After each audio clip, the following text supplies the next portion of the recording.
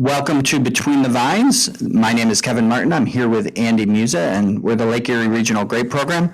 Jennifer Phillips Russo couldn't make it this week, but we did want to give you an update on some things going around the industry. Some of this is macroeconomic stuff, and it's going on across the U.S., but it is going to affect our regional grape growers, and we've already talked to some grape growers about it, and that is related to equipment supplies.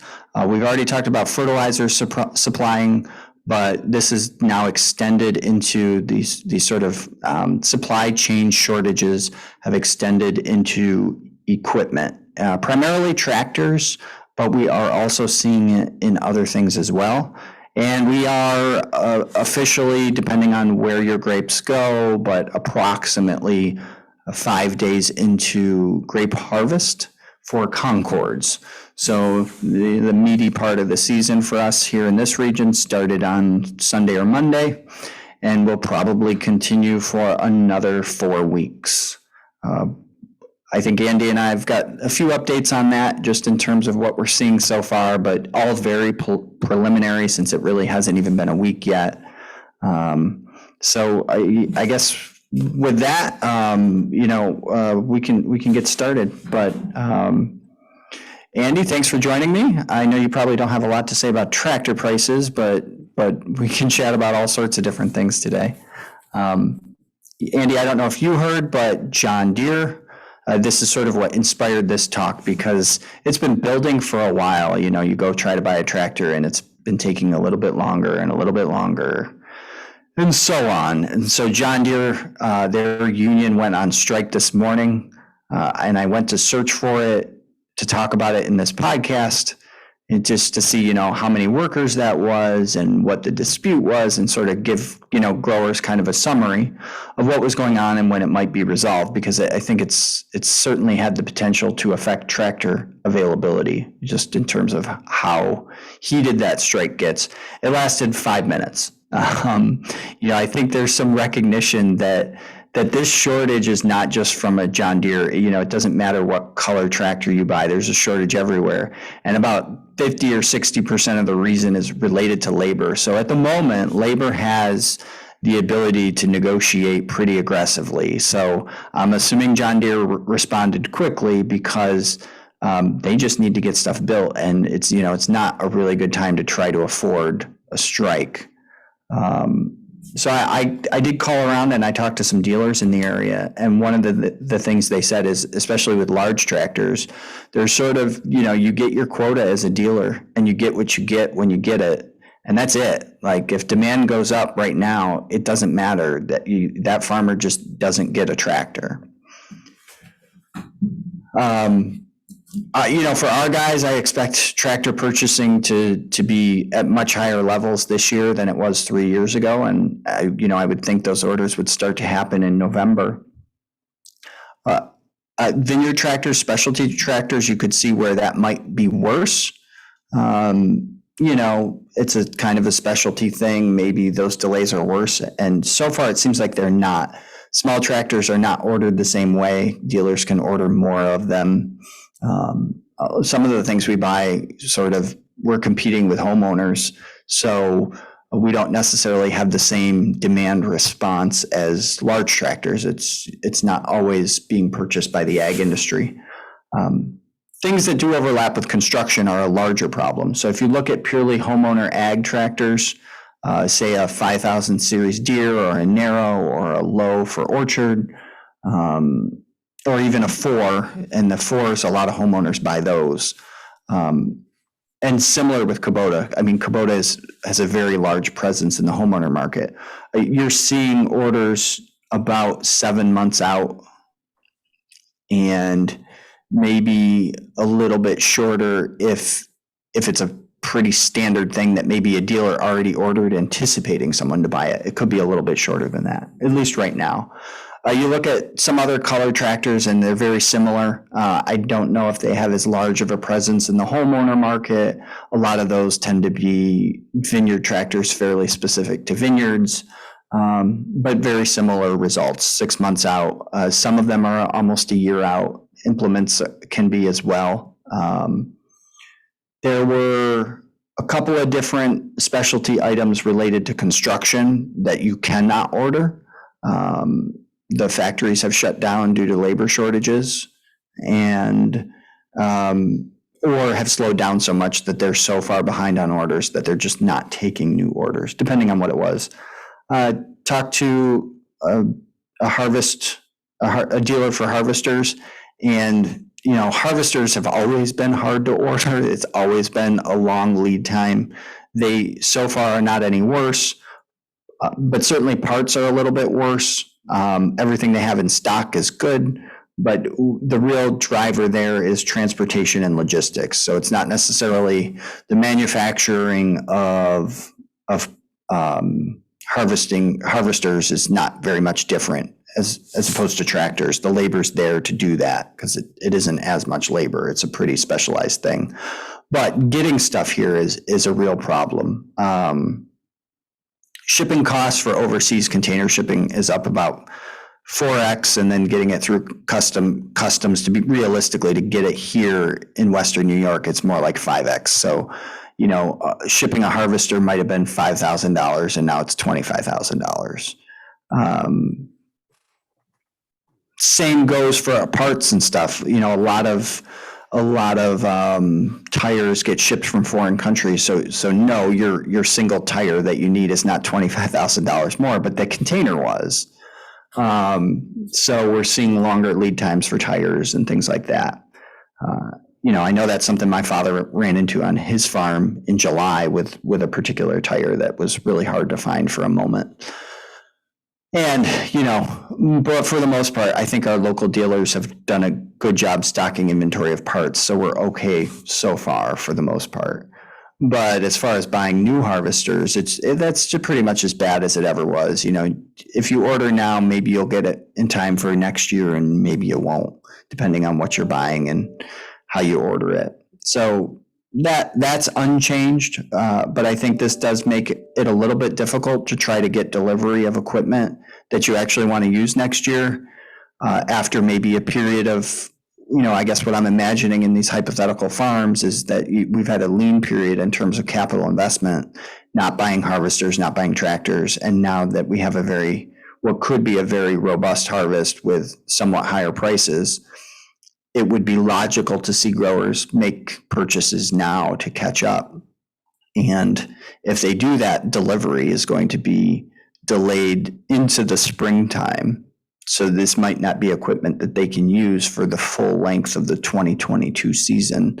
And in certain instances, they might not be able to use it at all because it wouldn't be available until after harvest of next year. But there was a lot of frustration in terms of talking to dealers. I try to get this information. I talk to people in sales, and if you're in sales and you don't have anything to sell, that's no fun, even if everybody wants to buy it. So a lot of frustration there, and not a lot that they can do about it. So this is one of those things where I think it is going to make sense for some growers to buy some things this year, and they're going to want to do that early. And unfortunately, I would have to imagine that negotiating the best prices is not going to be something that's going to be easy to do. So depending on what you're trying to buy, those prices may also be a bit higher. So it's probably not a good year to, go out and replace your whole tractor fleet. But you certainly do want to replace things that are past their useful life, and in a year where your if and when your tax bracket is higher than you're accustomed to, and your equipment is very old. So, things to consider. I think in future podcasts we'll also talk about other things you can do with your money. If if we have a really great year, there are other things you can invest in that aren't tractors, but I would fully expect that, given the years that we've had, that's going to be an area that some growers need to look. Whether it's always, we've talked a lot about new paint syndrome, and I think we can talk to some growers that don't have new paint syndrome that just need, for this safety and efficiency of their operation, to, occasionally invest in tractors. So I expect some of that in this November. But And we're seeing the same thing locally. You know, we've talked a lot about labor supply issues, and that's not just affecting manufacturers of tractors. It's all over the place. But you know, we're 5 days into harvest. I talked to some of the processors. I don't know what you're seeing out there, Andy, but anecdotally, bricks are all over the place. And you look at what is going into the plant, and bricks averages are 15.5. But I don't know that all of our growers have bricks that are 15.5. Yeah, I don't think they are there yet at some of these sites. Like you said, I'm seeing them all over the place, and at least that's what growers are telling me. Some of the things I am seeing out there is, you know, some splitting of berries. And, you know, when that happens, all kinds of junk can get in there. You know, with those rains that we had, now luckily we haven't had much lately, but so we've got some of that, and you know, I'm a little concerned that if we get the rains as we usually do during harvest, you know, we're going to get more of that. The other thing, I'm getting contacted by growers about shelling berries already, and that's really a concern because we just started, and I was getting calls even before we started that the berries were shelling. And you know, these are berries in areas that that they really weren't up to sugar yet, or at least, you know, high enough where I would have figured, you know, they were over mature and you know, maybe just falling off. But you know, so checking these areas, you know, there's some that naturally shelling can be caused by berry moth, which in high risk areas, yeah, there's some of that going on. And then I am seeing, you know, more powdery mildew. It came in, you know, late this season, and Brian had reported on that in the crop updates. Came in August, and we've had some really humid weather during that time. We had the rains, and so it really seemed to come on, and some of the canopies really look pretty rough, you know, when it's early. So, you know, that's a concern. And with the shelling, you know, as we get later in the season, you know, you usually hear a lot more about that later, and we're hearing about it now. But I think a big portion of that from the shelling, what I'm seeing is in these, you know, really high crop areas. You know, they have high crops, so, you know, potentially potassium problems. And like I said, you can see that in the canopy. The leaves are showing either potassium symptoms, or the other thing is mildew that's dead, you know, that has died.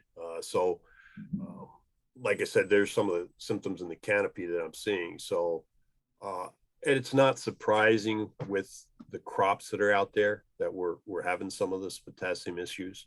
I think it would have been a lot worse if, you know, we didn't have the rain that we did during the season. I mean, if it would have been a really dry summer with these crops, I think we would have been in real big trouble with the shelling and potassium issues. So, right. You know, I guess the one good part is that we had at least enough rain that it's not as bad as it could be, but still it's pretty much of concern because, you know, the weather usually turns the other way as we get into harvest. And that's a little bit what I'm concerned about. We get these rains and you know, windy conditions. I think, you know, I think we'll hear a lot more about shelling as the season goes on. Yeah, we're seeing the same thing around here. Certainly, it's probably mostly related to those two issues. It's probably, I think it's hard to tell whether, you know, in some of those higher risk sites and even medium risk, you know, not very high risk sites, there was definitely at least part of an extra generation of berry moth. So that's probably, you know, probably a bigger issue in those spaces. But I would imagine, based on some of the yields we're seeing, is most of it is potassium induced. You know, it's usually not something we see this early, but it's been a long time since we had veraison. It's just harvest is what it just started. You know, the number of days after veraison, that's been a while, but harvest was delayed, even though it seems like an average start date. So I'm assuming, you know, you're seeing things start to break down when there's that potassium deficiency and it doesn't have the ability to, you know, that vine wants to survive. So, you know, we're seeing the same thing you are. And I don't have good news on the business side of things. We also are continue to see, like you said, this was not a dry year. So if you are seeing potassium deficiency and you expect to see crops anywhere near the size that you have now, you know, if you have a 12-ton crop and you want to aim for 10, then you do have to adjust the potassium in your soil, and it's going to cost twice as much as it did 2 years ago. It is what it is, and it is still profitable. It's still better than losing crop to the ground, and you do need to have potassium in the fruit to get it to the plant, or the processor. So they went up another 10% in the last week. Potassium prices. There are labor issues at distribution centers, and also some strikes occurring there. So potassium can't get distributed in certain areas. But there's also just a breakdown in the supply and demand relationship because potassium is mined. So the ag community says they want more potassium, and the suppliers can respond with more potassium in 2, 3, or 4 years because of the nature of what it takes to get potassium out of the ground. So that means that, you know, in economic terms, that means the price is very inelastic. You know, the price goes up and demand doesn't change very much. The price goes down and demand doesn't change very much. So the price has to change a lot, both up and down, and that's what we're seeing happening. It went way down to below $300, and now it's up above $600, and probably going to continue to go up a little more. We've been above $800 before for a long period of time, and that could happen again, but without a crystal ball, I can't say it will. I can only say that, you know, we as an ag, you know, ag demand for potassium has created situations where it has been even more expensive than it is right now. So I would be reluctant to recommend procrastinating on 100% of your potash needs in terms of buying it, because it could get worse before it gets better in terms of price. So, you know, I would definitely make some aggressive moves if I was losing crop from potassium deficiency. I hope that a lot of growers have already done that, and they don't have to be quite as aggressive and can do something closer to a large maintenance application. Maintenance applications should be larger if your crop is larger. And so hopefully that's the position you're in. But if it's not, you know, you might be looking at spending a couple $100 an acre on potassium this year. But making more than that. So it is still a good investment. The other thing we're seeing is, you know, I mentioned average bricks are okay, but I've seen things as low as below 13, 12.9, and a lot of stuff that's 14. It sounds like Northeast might have been more affected by frost. I've heard, in terms of scheduling, some growers that traditionally deliver to Westfield are delivering to Northeast to keep the plants in balance. So I don't know if that's related to bricks accumulation. I don't think it is. I think it's related to crop size and frost damage and some of the very large crops we're seeing where there wasn't frost damage. Yeah, and even in the vineyards that got frosted in Pennsylvania areas, you know, what those growers are reporting to me is that, you know, these berries, well, and even in the vineyards that weren't frosted, the berries are big. I mean, that's what everybody keeps saying, these berries are huge. And growers that did get frosted, they said, you know, originally they thought they might be getting maybe, you know, 2 tons to the acre. And these guys are saying, you know, they're getting 5 and 6. Yep. And so, you know, and generally that's, in the frosted areas, that's what happens. You get 1 or 2 tons if you got hit pretty good. But, these guys are getting, again, they're not great crops compared to guys that didn't get frosted, but that's still pretty good, 5 to 6 when you're considering 2. And, some of the areas are saying, they don't have a lot of berries on the clusters, but, they're big. And so, Right. and a lot of clusters. So, yeah, it looks like there's going to be a really big crop out there.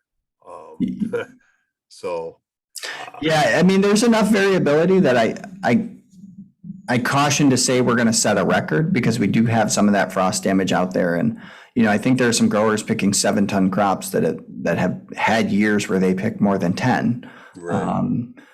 I talked to a grower that's got 7-ton on his best, what is usually his best double curtain. So it's still a salvageable crop, but he's been better than 7 a number of times before, probably 6 out of the last 8 years. But on the other, on the other side of things, I talked to a grower who has more than 200 acres, lots of experience, somebody I trust, not a backyard grower, who thought in June that they had 1 ton to the acre and they're picking 8 ton to the acre. Not across all of their stuff, but where they had frost, they thought it was gone and they weren't going to harvest, and they're picking 8 ton to the acre. And then the rest of it's 12 to 15 where there wasn't frost. So, it's hard to tell, I think, but yeah, and I don't necessarily blame the growers for their crop estimation this year, because at least at 30 days post bloom, you had no idea that berries were going to get this big. I mean, you had no idea that you were going to have a series of well-timed rain events, actually probably too much rain, to make sure that berry size more than doubled instead of just doubling. But, a good crop estimation and going out and checking berry size would have given you that information a lot sooner than yesterday when you went out and harvested with 3 trucks and realized you needed 6. So there is room for improvement there, but only for purposes of business management and logistics. Obviously, by the time we knew this was going to be 10, 20% larger than what we could have estimated at 30 days post bloom, it was too late to, adjust that crop and thin it. But if we can get it right, it will be good news for the industry. Yeah. I mean, the Washington crop looks very poor in terms of quantity, and Michigan doesn't look much better. At least, I don't know how low Michigan yields are, but they've removed so much Concord acreage that when you compare their total yield this year to their historical yields, as an industry, it's going to be significantly smaller. I don't know if the per acre yields are horrible, but they are in Washington. So we do need to have a large crop so we have something to market to consumers. But we also need to get it ripe, which we're right on the edge of.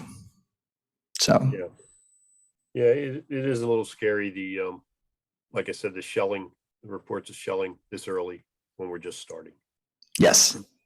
Yeah, you see 14.5, a lot of people with 14.2, 14.5, and that shouldn't be that scary. It's October 1st, but you look at the canopy and you look at that shelling, and sometimes it just doesn't feel like October 1st. So that's the only thing that gives me pause. When I really take a step back and look at it, I think most growers are probably going to be fine, and Brix will be okay, and hopefully it doesn't impact yields next year too much, but yeah, it doesn't look like October 1st in some of those canopies. Yeah, some of them look really rough. Yep. I was really surprised how they went as quickly as they went down, because most of the summer they were looking really good. Mm-hmm. And then I'm just, like you said, it doesn't look like an October 1st canopy in a lot of these areas. It's a little scary. And as we go forward, hopefully we won't get into these rainy, windy conditions, because then I think we could be in real trouble. Yeah, and I think it's not too late to do some crop estimation. I think as you do that bricks testing to try to measure some of your yields to get some perspective on why your bricks are low, might help you find ripe crop when you need to, and to make sure you're picking in the right spots to maximize, what you get into the plant and what you might lose to shelling, is to do some of that scouting this time of year. I know it's not easy. I mean, I know most owners are sitting on the harvester for long days, but if you're not, if you hire a custom harvester, if you have available labor, that's a really valuable tool to improve results, even though it seems like it would be kind of a useless time to scout because there really is nothing left to do. I mean, there is one thing left to do, and it's harvest, and it's try to harvest at the right time. This year, to me, it seems like you want to harvest the first day that you can when they're ripe. Yeah, considering, what's happening with the shelling and, right. That with this big crop, we may be, going longer than we want to. The other thing I think to bring up, and it's again too late for this season, really. I mean, but is the crop estimations early? And we talked before this, Kevin. That you were talking with growers that thought they had this tonnage, and it was almost twice as much, or 1.5 times as much. I mean, if you're that far off, you're not going to be able to just look at the canopy, and I could never do this anyway, and say, oh yeah, I got, I think I have this many tons. And with you talking to those growers and them being that off, you really have to do, a much more detailed crop estimation to get an idea of what you have. So what I would say is some of the most egregious errors that I think I was referencing were prior to official crop estimation. So it's just a reminder that when you have a frost, you may really want to make sure you do you may really want to make sure that frost is there before you start cutting sprays. And they didn't cut sprays. For whatever reason, that was the decision they decided to make. And by 30 days post-bloom, they knew they had something. They knew that they had a real promise for an okay crop by 30 days post-bloom. So their 1 ton estimate was more along the lines of at bloom. So there's a lot. It's just a good reminder that there's a lot of variables. And yes, there are a lot of times that I don't know, secondaries produce a third of a crop or less, a little bit less than a third. And there are times where we have dry seasons where berries are small. So all of these things happen, and, you don't end up with much of a crop after a frost, but everything went right to maximize whatever was left. And now all of a sudden you have 8 ton to the acre. Yeah. So this was most of those errors that I've sort of referenced are prior to that 30 days post-bloom, and really just a reminder to take care of your crop if there's any chance that there's a crop there, because sometimes there is. And the most common errors I see are people who thought 30 days post-bloom they had an 8 ton crop, and it's probably closer to 11 or 12. That's still a big error, but before I sort of fault them and try to educate them on crop estimation, it is important to acknowledge that their berry size is probably 20% larger than what we would have guessed it to have been at 30 days post-bloom. So at least half their error is just based on rainfall and phenology that couldn't have been predicted. But yeah, if you can make sure that there is no error that you're introducing yourself, then at least you're within 20, you're 80% accurate instead of 50% accurate. So it's not a perfect science, but if you can get it perfect to the limits of science, then you do get a more reasonable estimate for sure. But it's certainly a tricky year. It was a tricky year for anybody to do crop estimation. And it will be interesting to see, we are really early into the season, so it's going to be real interesting to see as we go along, what these numbers are and what we hear from the growers as far as shelling and things like that. Yeah, I mean, on the one hand, it's October, and with a large crop, it's very difficult to pick up a brick a week. But on the other hand, even though we just got started, I mean, you don't really need to pick up a brick a week from the vast majority of growers I've talked to. It's going to take less than that to get there. But then, like you said, I think the problem is going to be all these grapes that are 14. Do they reach 15, on the 6th of October, or do they reach 15 on the 13th of October? And especially if it's the latter, how do we harvest that kind of tonnage by the end of the month? And there's going to be a real challenge, and obviously there's going to be some shelling, and there's nothing we can really do to avoid that. But make sure you know where that shelling is, and that's your best bet, is when you have blocks that have more severe shelling, to harvest those first when bricks allow. You can increase your harvested tonnage by quite a bit. So that's where scouting would really pay, I think. Thank you, Andy. Do you have anything else before I sign us off? All right. Good to go. Thank you all for joining us. I think the underlying theme this week is we've created a lot of problems by having a lot of success. So as negative as parts of this may sound, we as an industry are in a really good position, and there are some challenges that we just want to make sure everybody overcomes in the best way possible. And I hope that's what you took away from this, and I hope everybody has a good harvest and has the opportunity to listen to this podcast and maybe shoot us a line if they want to hear about something else, or they want us to expand on any of these topics. We're more than happy to help you listen to this in your harvester as you're driving around in circles. That is our intent with this media. About 50% of you guys are doing that, and if we could get more of you to do that, it would be, I think, for your benefit. That's why I want to do it. I don't really care where you listen to it. It doesn't help me one way or the other, but we do want to make sure you get this information in a timely way, in a way that's most convenient to you. So I know you guys are all busy, and we're not trying to take any of your time, but again, thank you for joining us, and we'll see you next week. See you later.